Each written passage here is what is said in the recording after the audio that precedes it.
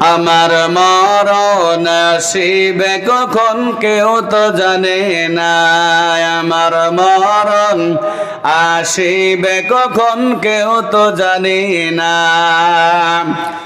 আমি মরে গেলে আমায় তোমরা ভুইলা যাইও না, আমি মরে গেলে আমায় তোমরা ভুইলা যাইও না। আমার মরণ আসিবে কখন কেউ তো জানি না।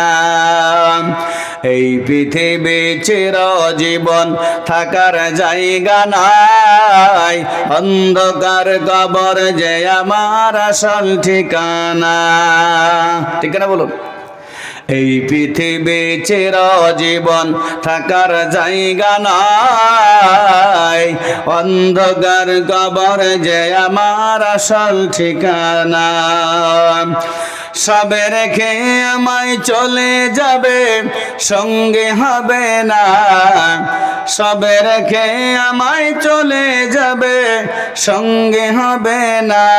আমার মরণ আসিবে কখন কেউ তো জানি না, আমার মরণ আসিবে কখন কেউ তো জানি না। কবর মাঝে মা বাবাকে দেখা যাবে না, দেখিব যারে যিনি হলেন শাহে মদিনা। কবর মাঝে মা বাবাকে দেখা যাবে না, দেখিব যারে যিনি হলেন শাহে মদিনা। সেদিন নবী বিনে অর্ধ কেহ সঙ্গী হবে না, সেদিন নবী বিনে অর্ধ কেহ সঙ্গী হবে না। আমার মরণ আসিবে কখন কেউ তো জানি না, আমার মরণ আসিবে কখন কেউ তো জানি না। আমার সম্মানিত ভাইরা, মৃত্যু তো অজানা নাকি বলুন? মৃত্যু কিন্তু হবে সবারই, কিন্তু কবে হবে এটা জানি নাকি আমরা? এটা বাবা আমরা কেউ জানি না। এই সামনে কবর আপনাকে আমাকে প্রতিদিন ডাকছে, প্রতিদিন ডাকছে কবর, কিন্তু কবরের কথা আমাদের মাথা দিই নাই। কি বলেন, মনে আছে কবরের কথা? কবর যে আমাকে যেতে হবে কথা মাথায় নাই। কি করে কামাবো, কাকে মারবো, কাটবো, ধরবো, শুধু এই চিন্তা মাথায়, কাম খেয়ালি শুধু বুদ্ধি।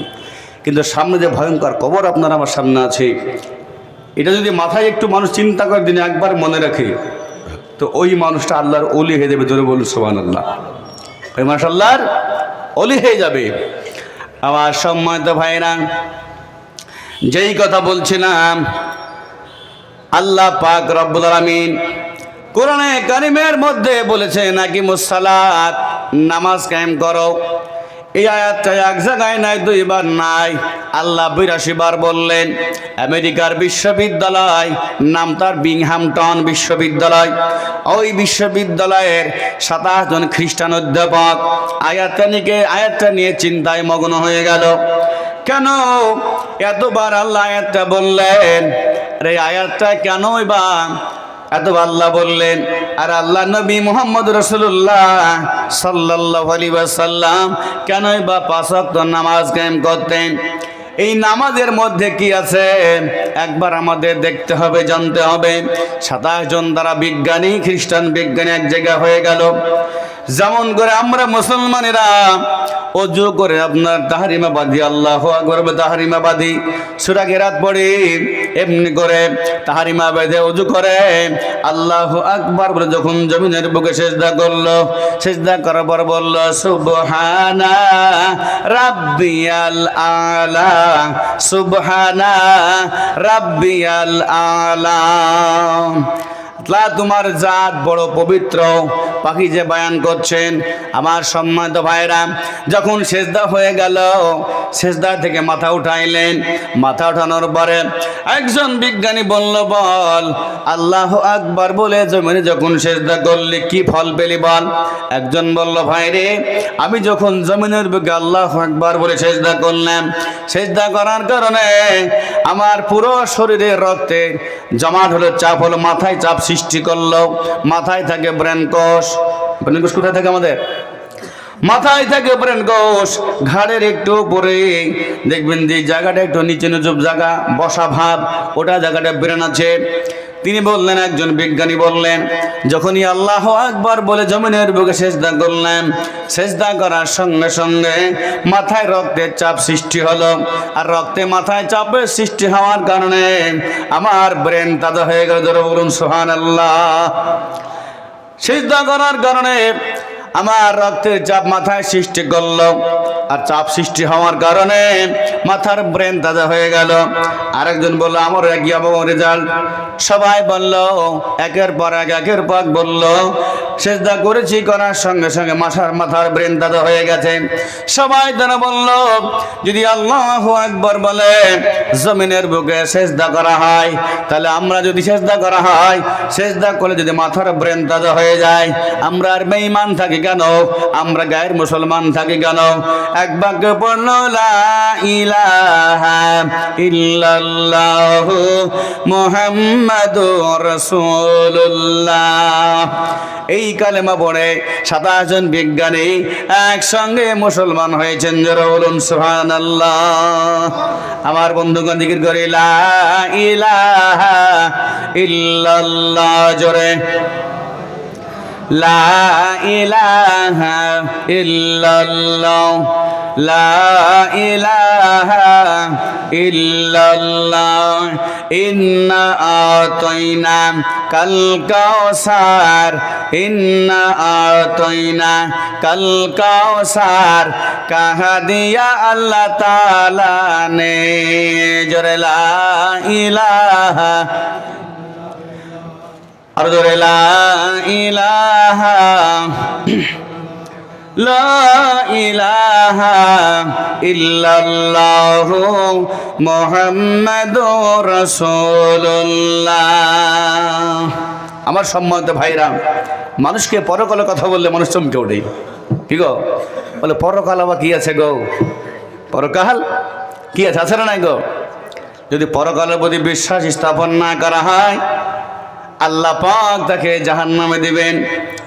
আর যদি পরকালের প্রতি ঈমান আনা হয়, আল্লাহ পাক তাকে জান্নাতুল দান করবেন। জোরে বলুন সুবহানাল্লাহ।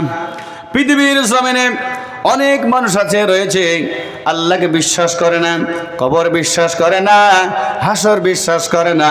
ওই মানুষগুলোর ব্যাপারে আল্লাহ পাক রব্বুল আলামিন বললেন, ফা আম্মা মান উতিয়া কিতাবাহু বিশিমালিহি বিয়ামিনিহি ফায়াকুলু হা উমকুরাউ কিতাবিয়া। এবার উঠলেন কেন গো? শুনতে ভালো লাগছে নাকি? বসেন, এমনি বিনা কারণে যায় না। যদি আপনাদের জরুরত কাজ থাকে তবে যাবেন। একটা অনুরোধ, আপনারা বসুন, বসে থাকেন। হচ্ছে প্রধান বক্তা এখন আছেন, আমাদের অনেক মানুষের অনেক টাকা পয়সা পাঠিয়েছেন। একজন বেনামি 10,000 টাকা পাঠিয়েছেন, কেউ 500, কেউ 1000, এরকম অনেকগুলা দান আমার কাছে এসেছে। মাশাআল্লাহ, হবে পরে জানাবো। এটা গরিস্থান, কাজে একটু ধৈর্য ধরে আপনারা শুনুন, ধরে বসুন। বাকি আছে আপনাদের চির আকাঙ্ক্ষিত পরিচিত আজিজুল হক সাহেব, নাম শুনুন নেই? আজিজুল হক সাহেব উনি তো আসবেন, রাস্তা এখন আসছে। শুনুন, একটু কষ্ট করুন। শুভর করে শুভরে মেয়া ফলে, ফলে না? শুভরে মেয়া ফলে, আর ভালো লাগবে তো, পাক্কা মমিন লোক তো আপনি। হ্যাঁ হ্যাঁ হ্যাঁ, বসুন। আমার ভাইয়েরা, আমার সম্মানিত ভাইয়েরা, মানুষ যদি কোরআনের তালকিন শুনে, কোরআনের ব্যাখ্যা বিশ্লেষণ শুনে, মানুষ অন্ধকার থেকে আলোর পথে ফিরে আসতে বাধ্য। ঠিক না গো বলুন? আবার ভাইরা, আল্লাহ পাক বললেন, দুনিয়ার মানুষ যখন ধর্মের সঙ্গে তামাশা করবে, ধর্মকে খেলনা বানাবে, ওই সময় তোমরা আমার কোরআন দ্বারা নসিহত শোনাও। বলুন সুবহানাল্লাহ। এই যে জালসা দুরুস করছেন, এই জালসা মিলাদ মাহফিলের কি লাভ? আমাদের লাভ আছে না নাই? নাই। কেন করবেন আপনি এত টাকা খরচ করে? এই যে মাইক টাঙাচ্ছেন 1 কিলোমিটার, কত খরচ, লাইটিং, মানুষের খাজা খাওয়া করছে, কত গাঞ্জাম খরচ আছে না? কেন করবেন? লাভটা আপনার কি? আল্লাহ পাক রব্বুল আলামিন বললেন, وذرِلَّذِينَ اتَّخَذُوا دِينَهُمْ لَعِبًا وَلَهْوًا وَغَرَّتْهُمُ الْحَيَاةُ الدُّنْيَا وَذَكِّرْ بِهِ أَن تُبْصَلَ আল্লাহ পাক বললেন দুনিয়ার মানুষ যখন নিজের ধর্মটাকে খেলনা বানাবে, তামাশা বানাবে, ওই সময় তোমরা ওই মানুষগুলোকে আমার কোরআন দ্বারা নসিহত শোনাও। এখানে জাকির মানে কোরআন শরীফ, যারা বলুন সুবহানাল্লাহ। জাকির মানে কোরআন শরীফ, কোরআন মানে কোরআন শরীফ, ফুরকান মানে কোরআন শরীফ, কোরআন মানে কোরআন, কোরআনুল হাকিম মানে কোরআন শরীফ। কোরআনের অনেকগুলো নাম আল্লাহ পাক কোরআনে বলেছেন।